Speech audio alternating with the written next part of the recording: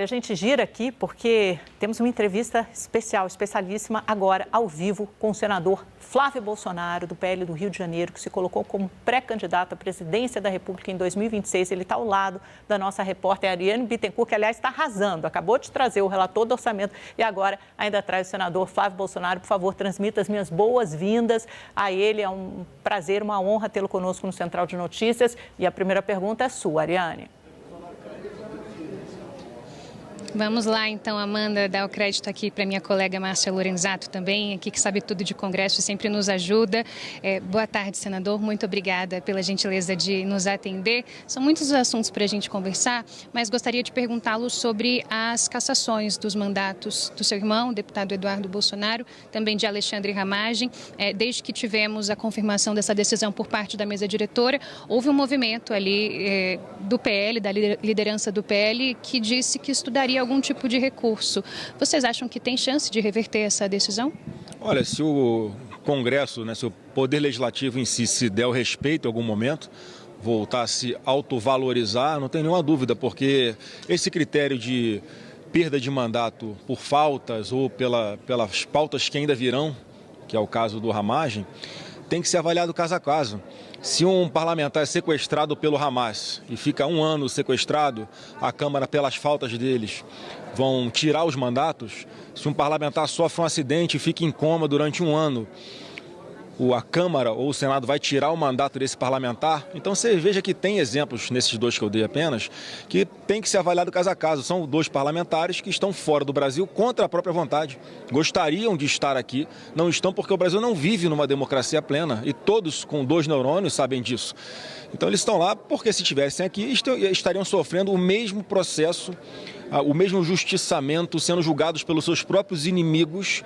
Então, obviamente que estão lá por sobrevivência, estão lá porque querem continuar defendendo a liberdade e a democracia no nosso país de lá. Se até juízes podem votar virtualmente, tem juiz que está na Europa, no meio do recesso do judiciário, apreciando causas, julgando processos pela internet. Por que um parlamentar não pode também, em casos excepcionais, como esses do Eduardo Bolsonaro ou do Ramagem, participar dos debates virtualmente, votar virtualmente? Então, um caminho para mim que seria muito natural seria a mudança no regimento interno para que isso acontecesse sem nenhuma celeuma, porque é evolução, temos tecnologia para isso, é um regimento interno das duas casas, da Câmara e do Senado, que foi escrito, entrou em vigor muito antes das novas tecnologias. Então, quando se quer e tem boa vontade, é possível fazer. Volto contigo, Amanda. Senador, muitíssimo obrigada pela sua participação aqui no Central de Notícias. Ariane, por favor, transmita a minha pergunta ao senador. Se ele acha que a única chance de Eduardo Bolsonaro voltar ao Brasil é se o irmão Flávio for eleito presidente da República no ano que vem e num eventual mandato ou na sua candidatura, qual será a relação, que relação que o Flávio vai propor com o Supremo Tribunal Federal? Perfeito. A Amanda pergunta se o senhor acredita que a única chance de seu irmão voltar ao Brasil seria numa eventual vitória sua nas eleições do ano que vem. E também pergunta qual seria, o senhor sendo presidente, qual seria a sua relação com o Supremo Tribunal Federal? O Supremo Tribunal Federal, a grande maioria deles me conhece, sabe do meu perfil, me coloca numa prateleira de que respeita as instituições, que é uma pessoa do diálogo, uma pessoa centrada e equilibrada. Então acho que não teria problema nenhum com relação a essa relação institucional com o Supremo Tribunal Federal. E se o fato de eu ser presidente da República, isso resultaria no retorno, não só do Eduardo, mas de todos os outros exilados políticos que foram perseguidos aqui no Brasil, então já pode considerar que ele é muito bem-vindo de volta, porque não tem perigo de o Brasil continuar nesse caminho da tragédia com o PT. Nós vamos oferecer um caminho da prosperidade, que eu tenho a convicção que é o que a população brasileira vai escolher, porque se ama, porque ama o seu país e ninguém aguenta mais 4 anos de Lula. Agora, a forma como isso vai acontecer, aí a política vai dizer, e eu, como sou uma pessoa da política, conheço o Congresso Nacional, me relaciono bem em todas as instituições, eu acho que não haverá problema de a gente resgatar a normalidade no nosso Brasil a partir de 2027. Senadora, a gente tem acompanhado a situação envolvendo os pedidos da defesa, os exames, as perícias às quais seu pai está sendo submetido na Superintendência da Polícia Federal aqui em Brasília. Qual que é a atual situação real do seu pai, já que fica nesse aguardo de uma eventual autorização para um procedimento cirúrgico, tem a questão das crises de soluços, a gente ouve muitos aliados dizendo que não há estrutura onde ele está preso para que lá ele continue. Qual que é a situação de momento? O Brasil inteiro sabe que é uma pessoa de 71 anos de idade, desde que tomou aquela facada de um ex-militante do PSOL, nunca mais a saúde dele foi a mesma, não está em condições ali na sede da Polícia Federal. E o mais absurdo de tudo isso é que você vê que a autonomia médica é desrespeitada nesses casos, né? Aí a ciência é rejeitada, porque se tem um médico atestando que ele precisa fazer determinada cirurgia, o médico não está brincando, né? Um juiz não pode achar que sabe mais do que um médico, um juiz não pode continuar protelando um pedido médico, que é uma coisa séria, que deveria ser respeitada, apenas para ficar sacaneando o Bolsonaro, que é o que está acontecendo. Então isso aí é muito revoltante, isso aí é inadmissível. Você vê como é que é o tratamento desumano que é dado ao presidente Bolsonaro, e eu espero só que o Alexandre de Moraes não esteja aplicando a jurisprudência Clezão.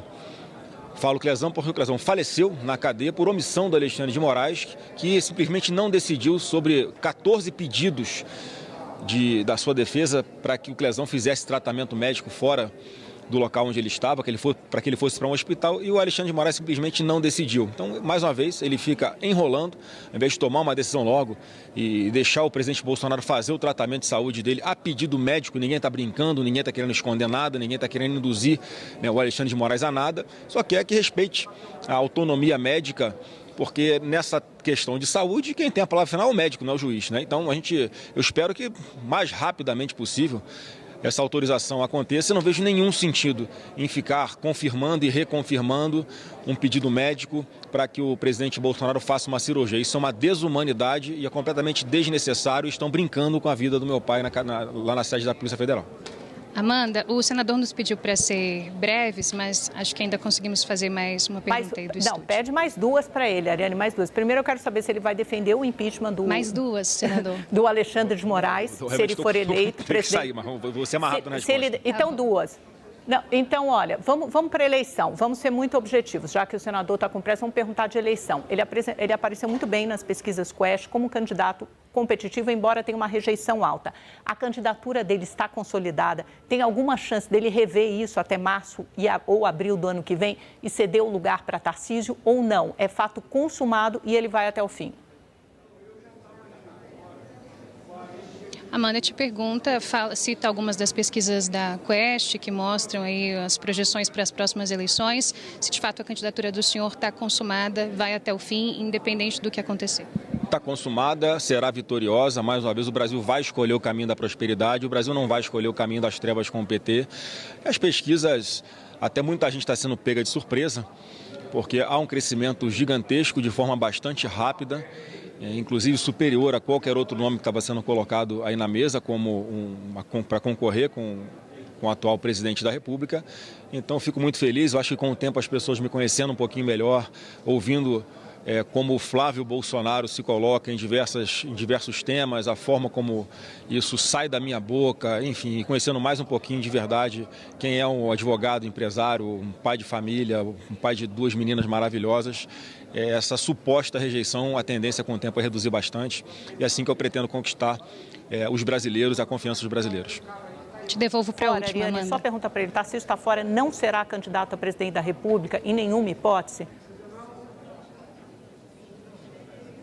Amanda, cortou o meu retorno, se você puder repetir, por favor. Se o Tarcísio está fora definitivamente, se não há mais nenhuma conversa sobre ele ser o candidato à presidência da República a partir de abril, isso está fora.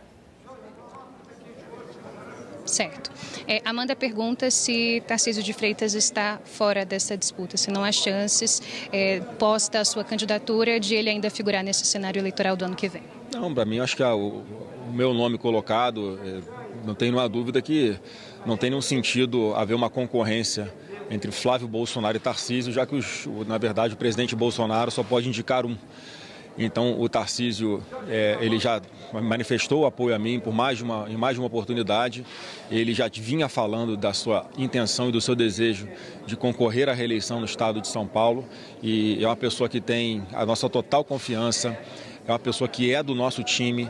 é um governador super bem avaliado, que faz um trabalho excepcional e que, não tenho dúvida, vai ser fundamental nessa nossa estratégia nacional. Já saí de São Paulo com uma votação bastante expressiva e superior à concorrência, e isso vai ser potencializado com o palanque do Tarcísio de Freitas concorrendo à reeleição como governador de São Paulo. Então, a nossa aliança é para o futuro, para as próximas décadas, e não tem intriga que vá conseguir separar Flávio Bolsonaro e Tarcísio de Freitas.